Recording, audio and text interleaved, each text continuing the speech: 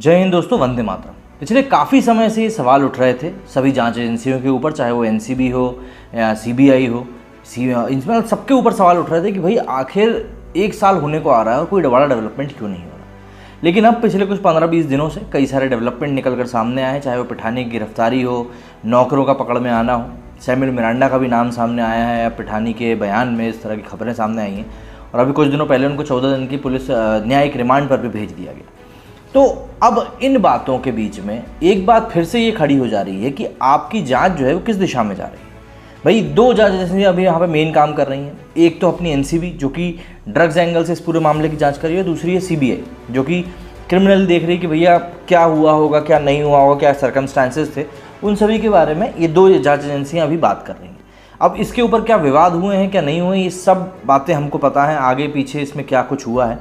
लेकिन अभी जो बड़ी खबर निकलकर सामने आ रही है वो ये कि रिया चक्रवर्ती का एक बयान सामने आया है जिसमें उन्होंने सुशांत के परिवार के ऊपर कुछ गंभीर आरोप लगाए हैं।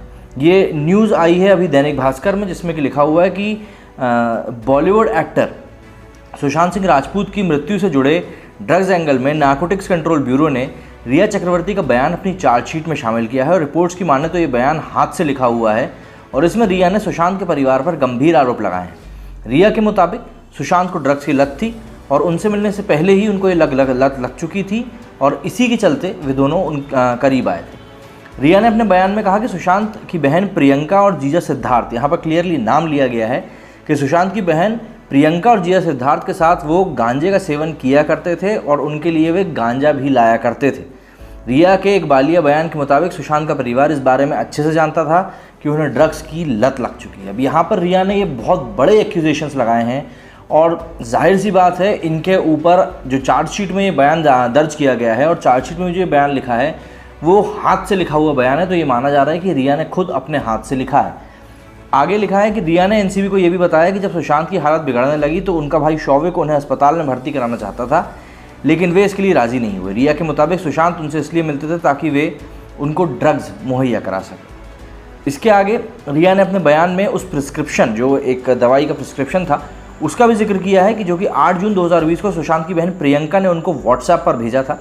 इसमें लिब्रियम 10 mg नेक्सिटो जैसी दवाओं का जिक्र था जो एनडीपीएस के तहत ड्रग्स में आते हैं।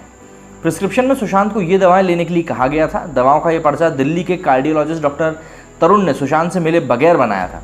बिना कंसल्टेशन की ये दवाई नहीं दी जा सकती, मतलब ये कानूनी तौर पर जुर्म माना जाता है कि आप बिना कंसल्टेशन के ये दवाइयाँ नहीं दे सकते। ये जाहिर तौर एंटी डिप्रेसेंट जो दवाइयाँ होती हैं, आप मतलब अगर वो ड्रग्स की कैटेगरी में नहीं भी आती हैं तो भी बिना प्रिस्क्रिप्शन के आपको वो दवाइयाँ नहीं मिलेंगी। मतलब मैं सिर्फ इस केस के लिए नहीं बता रहा हूँ, मैं ओवरऑल आपकी पूरी बात बता रहा हूँ कि कई लोग होते हैं जिनको कि एंग्जाइटी अटैक्स आते हैं, जो कि एंटी डिप्रेसेंट दवाइयाँ लेते हैं या जिनको ज़रूरत महसूस होती है। कई बार लोगों को रात में नींद नहीं आती बेचैनी के कारण। तो ऐसे केसेस में भी जब लोग इस तरह की दवाइयों का सेवन करना शुरू कर देते हैं तब भी बिना प्रिस्क्रिप्शन के आपको ये दवाइयाँ नहीं मिलेंगी। ये मैं आपको 100% बता सकता हूँ। तो आपको ये मतलब एक पर्सनल लेवल पे आपको ये चीज़ें ध्यान रखनी चाहिए। इसके अलावा रिया ने एनसीबी को दिए बयान में ये बात खासतौर पर नोट कराई कि प्रियंका के भेजे गए प्रिस्क्रिप्शन की दवाओं से सुशांत की मृत्यु हो सकती है। मतलब इतनी बड़ी बात यहाँ पर रिया ने कही है। 8 से 12 जून के बीच उनकी बहन मीतू उनके साथ रही थी। उन्होंने इस बात की जानकारी मुंबई पुलिस को दे दी थी। इसके अलावा रिया ने अपने बयान में कहा कि उन्होंने सुशांत को अस्पताल में भर्ती कराने की कोशिश करी थी और इस बात के उनके पास पूरे सबूत भी मौजूद हैं, इसलिए ऐसा नहीं हो सकता। हालांकि इस बात के लिए सुशांत सहमत नहीं थे। रिया ने अपने बयान में आखिरी में लिखा है कि उन्हें इस तरह का बयान देने के लिए एनसीबी द्वारा डराया या धमकाया नहीं गया है। मतलब अपना कंसेंट दिया है यहाँ पर रिया ने कि भाई मैं पूरे अपने तरफ से बयान लिख रही हूँ, मेरे को किसी का दबाव नहीं है। सभी अधिकारियों ने उनके साथ अच्छा व्यवहार किया, ये भी उन्होंने लिखा है। दरअसल 12,000 पन्नों की जो चार्जशीट है वो दाखिल करी गई है और 200 गवाहों के बयान भी हैं इसमें। नारकोटिक्स कंट्रोल ब्यूरो ने पिछले साल 14 जून को हुई बॉलीवुड एक्टर सुशांत सिंह राजपूत की मृत्यु से जुड़े ड्रग्स एंगल में 5 मार्च को मुंबई की एक विशेष अदालत के समक्ष आरोप पत्र दायर किया। 12,000 पन्नों की चार्जशीट थी और जांच एजेंसी ने मई के आखिरी में सुशांत सिंह राजपूत के रूम पार्टनर रहे सिद्धार्थ पिठानी को हैदराबाद से गिरफ्तार किया था। पिठानी को लेकर भी खबरें आ रही थी कि वो काफ़ी समय से फरार चल रहा था, डॉक्टर को मिल नहीं रहा था, इस तरह की खबरें आई थी। लेकिन अब जो ये डेवलपमेंट्स होना सामने आने शुरू हुए हैं, देखिए मेरा मतलब सिर्फ इतना है कि जो भी कोई व्यक्ति इसमें गुनहगार है उसको ज़रूर पकड़ में आना चाहिए और गुनहगार को सज़ा मिलनी चाहिए। वरना जो इतने लाखों लोग कोशिश में लगे हुए थे सिर्फ एक एक्टर के लिए वो वाकई में मोस्ट डिज़ायरेबल मैन का भी अवार्ड भी मिला है सुशांत सिंह राजपूत को। तो ऐसे में बहुत सारी चीज़ें हैं जो कि अब सुशांत के लिए अनफोल्ड होना शुरू हो गई हैं इस केस की।